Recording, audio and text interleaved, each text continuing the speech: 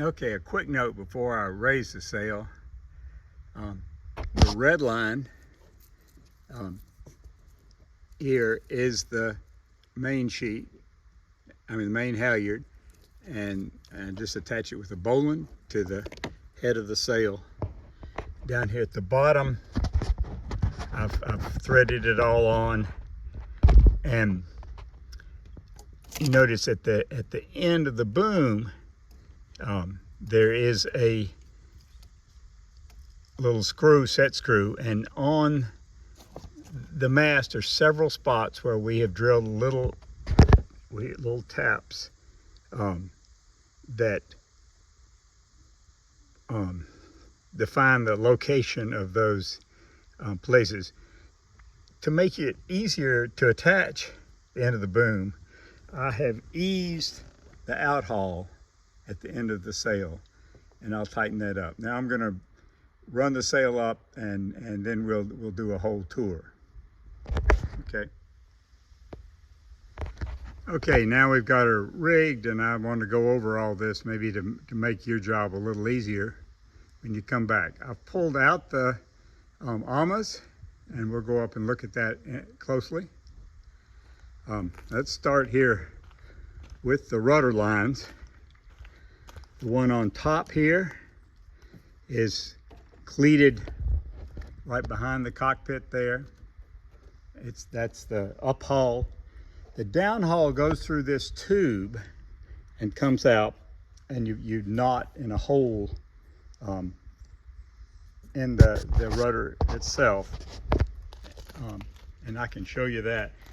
For the downhaul, this bungee here is what protects you. Helps pull it up when you need to. Okay, and here we pulled the amas out, and we put the pins in this second hole.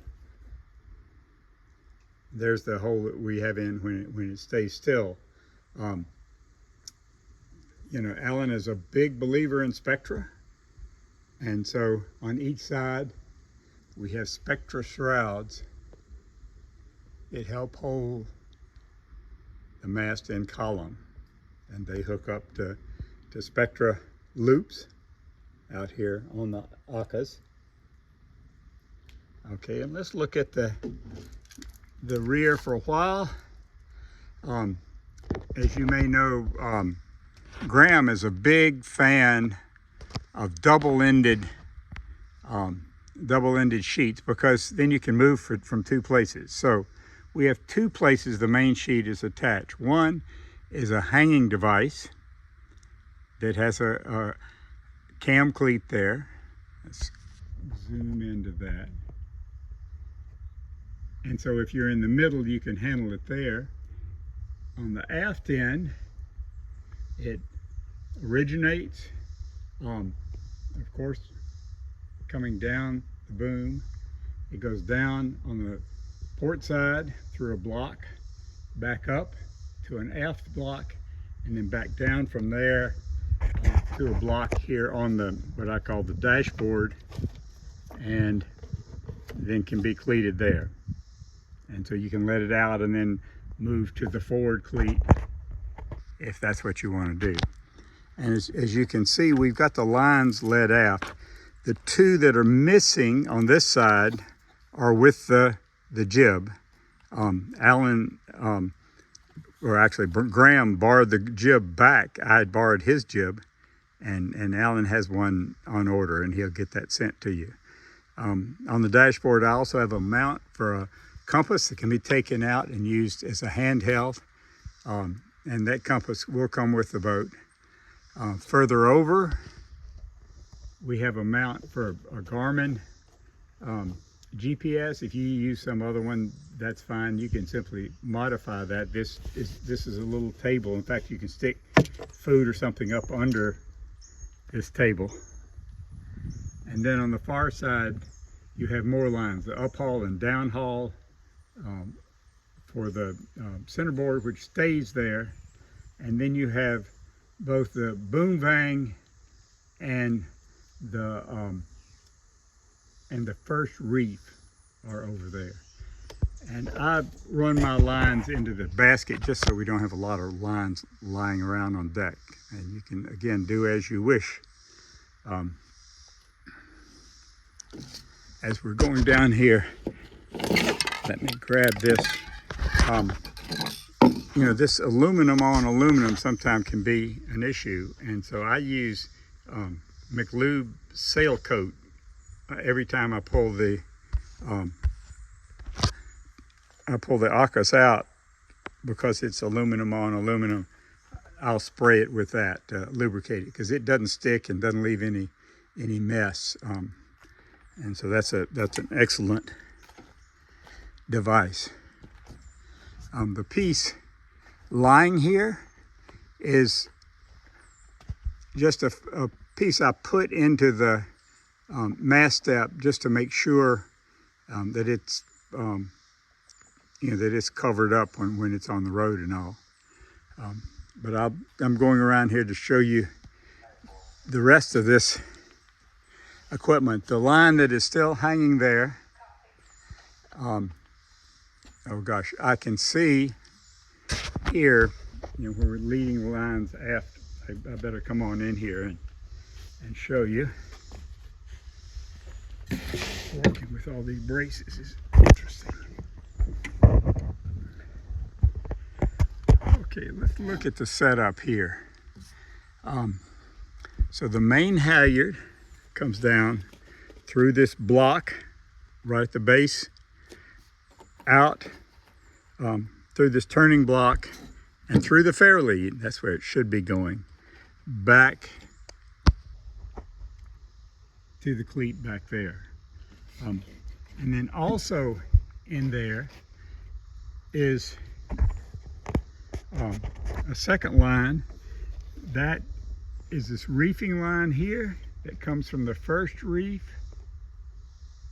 and it comes down on the block on the other side, through this turning block, through the fair lead, and back. Okay, and now let's look at the setup here. Let's move away a little. Okay, so on the end of the boom, there is a slider right here. And that slider is then pinned in to hold this in with this screw, this armed screw.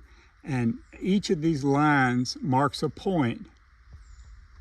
You see the lines on the sail track marks a point where there is a cone-shaped depression in the sail track, and that, so you can attach this end of the boom. Again, when you're rigging it, I strongly urge you to take out or loosen up the clew outhaul. Otherwise, it's very difficult to slide this on. If you've got it, then it's fine. Then let's talk about the boom kicker for a minute. The boom kicker allows us to drop the sail and all, and the boom stays up. So this is a spring-loaded device to do that. So it is under the boom and comes back to a cleat here. And then the boom vang under it, which tightens it up on there, is below there. It's just a multi-part block again. From just forward of that sheath around the boom, and that's just to keep all those loose lines in place, because you know we have all the reefing run aft, except for actually tying the ties up on the sails, and so we just have a whole lot of line hanging there, and so I just made that little tunnel. You can easily take it off if that's not your want. Let's see, here we have the jib halyard on here. We simply tie it on. This is not lead aft, so when I pull the jib up, That attaches it. The white lines are the jib sheets to distinguish from the blue to the main sheets. And they will come with it. And then out, again, let me get out of here.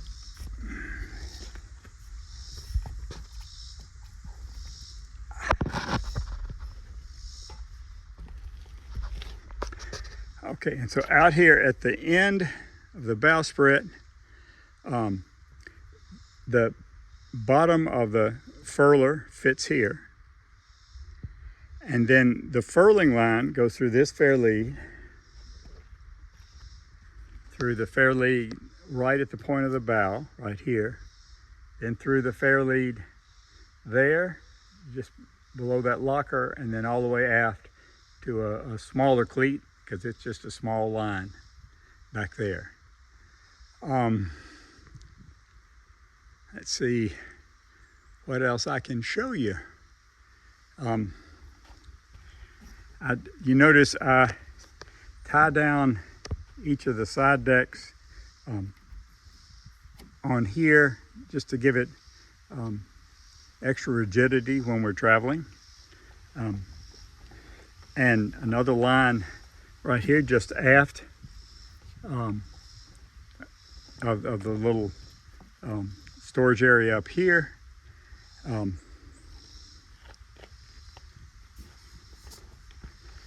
So let me see what else there is to tell you on this. And there she is. There's your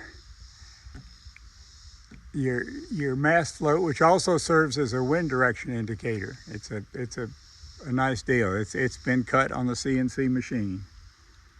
And I think that's it.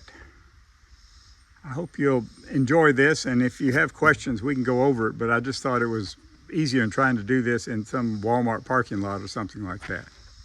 Take care, Chris. Bye-bye.